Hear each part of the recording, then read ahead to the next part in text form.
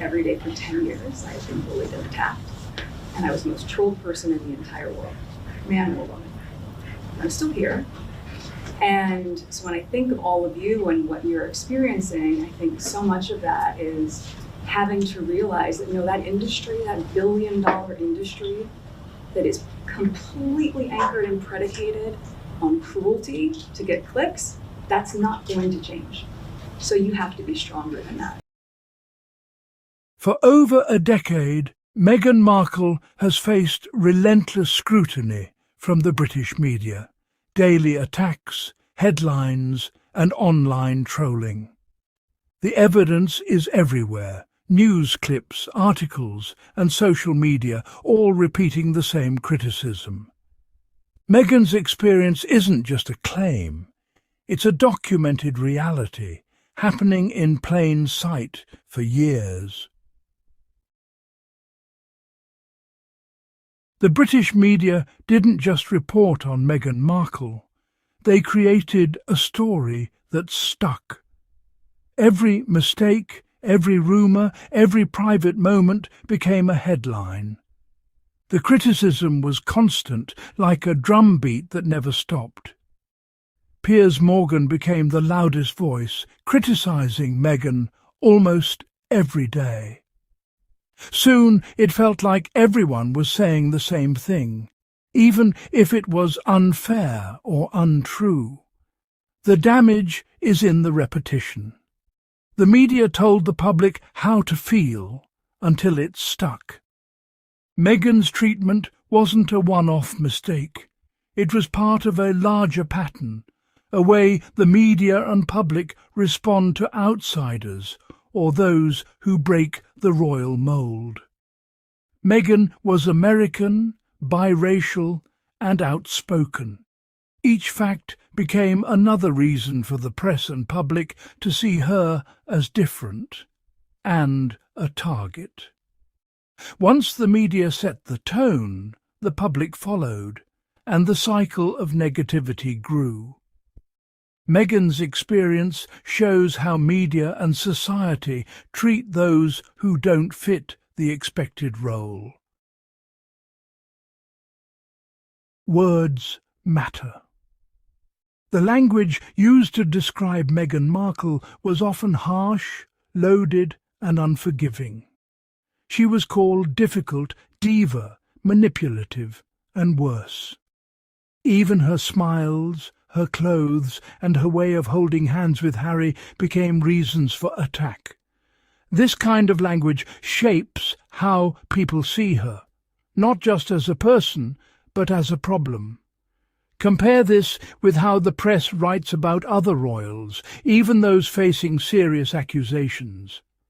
For example, Prince Andrew, linked to far more grave scandals, is often described in softer terms. Stories about him focus on regret or difficult times. Meghan, in contrast, is rarely given that benefit. This is the double standard. The rules are not the same for everyone. The media's language makes Meghan seem worse than others, even when her offences are small or imagined. Double standards teach the public who deserves kindness and who deserves blame. In Meghan's case, language became a weapon used against her, over and over again. The royal family's choices added fuel to the fire. When other royals faced real scandals, the family often stepped in to protect them, releasing statements, paying settlements, or making stories disappear. But with Meghan, the support was missing. She was left to face the storm alone. This difference did not go unnoticed. Why was money used to protect some, but not Meghan or Harry? For Meghan and her supporters, the message was clear. She was not seen as worth defending. The anger was not just about money or legal deals, it was about trust and loyalty. The royal family's choices exposed a painful truth. Not everyone inside the palace is treated the same. Section 6. The denial dilemma, ignoring facts and authority. Despite all the evidence, many people refuse to accept what happened to Meghan Markle. Even when courts, experts and investigators confirm the facts, some voices still deny the truth. This is a powerful form of denial that keeps the cycle of unfairness alive. When authorities speak out, it should end the argument. But in Meghan's case, denials keep coming.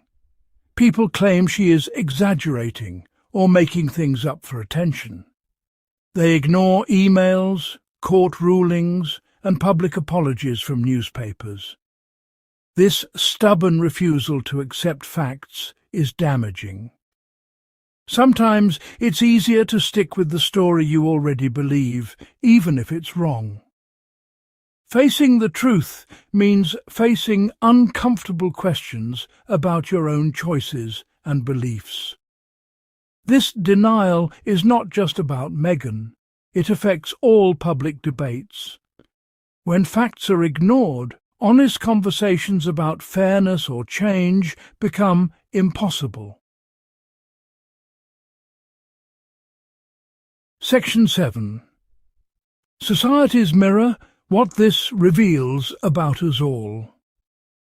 Meghan's experience is not just a story about one woman, it's a mirror held up to society. The way she was treated says something about what we value, what we fear, and who we are willing to protect.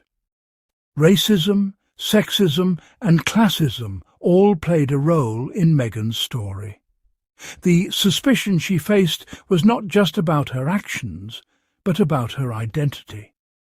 Her American background, her race, her independence, all became reasons to see her as different.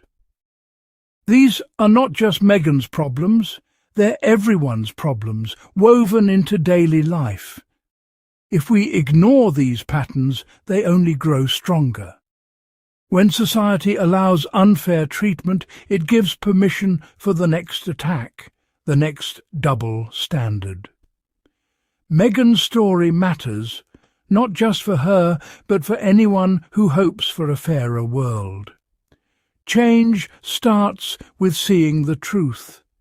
Meghan's struggle is a call to look in the mirror and ask, what kind of society do we want to be? Section 8. The lasting impact. How narratives shape belief and trust. Narratives are powerful. When a story is told over and over, it shapes what people believe, even if that story is unfair or false. Meghan Markle's public image has been shaped by a decade of repeated negativity. This matters because it changes how people talk about her, judge her, and even remember her. The effect is not just personal. When the public sees one person attacked again and again, it becomes hard to separate fact from fiction. Over time, these stories chip away at fairness and trust, not just for Meghan, but for everyone. When the media is seen as unfair, trust in journalism falls. When the royal family is accused of playing favourites, trust in the monarchy weakens. The damage is slow, but it is real. The power of narrative means that if we do not question what we hear, we risk letting unfairness become permanent. Section 9. Conclusion.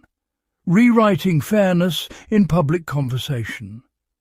Meghan Markle's story is a warning and a lesson. It shows how bullying, repetition and denial can turn public opinion against someone, no matter the facts. It reveals the power of language, the danger of double standards, and the pain of betrayal by those in power. Most of all, it shows how hard it is to change minds once a narrative is set.